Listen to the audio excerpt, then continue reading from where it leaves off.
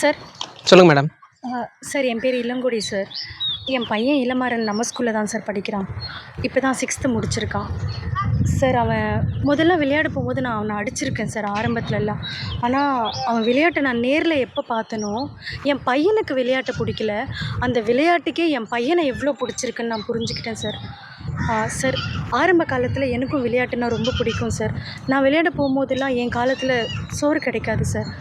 ஆனால் இப்போல்லாம் விளையாட போனால் சோறு மட்டும் இல்லை சார், மதிப்பும் மரியாதையும் சேர்ந்தே கிடைக்கிது சார்.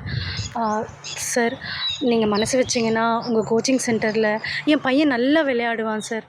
ப்ளீஸ் சார், நீங்கள் உங்கள் சென்டரில் சேர்த்துக்கோங்க சார். நம்ம நாட்டோட பெருமையை அவன் காப்பாற்றுவான் சார். நீங்கள் தான் சார் எப்படியாவது கோச்சிங் சென்டரில் சேர்த்துக்கணும் சார். ஏழைங்கள்லாம் ஸ்போர்ட்ஸ் விரும்பக்கூடாதா சார்? என் புள்ளெல்லாம் பெரிய ஆளாக ஆகக்கூடாதா சார்? ஏன் சார் என் பிள்ளைய இப்படி ஒதுக்குறாங்க? அவனை பாருங்கள் சார், அவனுக்கு எவ்வளோ விளையாட்டை பிடிக்குதுன்னு. டெய்லி அவன் தூங்கும்போது கூட அவன் படிக்கலையேன்ற கோவம் எனக்கு இருக்க தான் சார் செஞ்சுது. அவனை நான் அடிச்சிருக்கேன். ஆனால் அவன் விளையாட்டை பார்த்ததுக்கு அவன் ஜெயிச்சிருவான் சார். கண்டிப்பாக என் பிள்ளை ஜெயிச்சிருவான் சார். நம்ம ஸ்கூலோட மானத்தை காப்பாற்றுவான் சார். ப்ளீஸ் சார், அவனை கோச்சிங் சென்டரில் சேர்த்துக்கோங்க சார். சரிம்மா, சேர்த்துக்கலாம். தேங்க்ஸ். என்னாச்சுடா?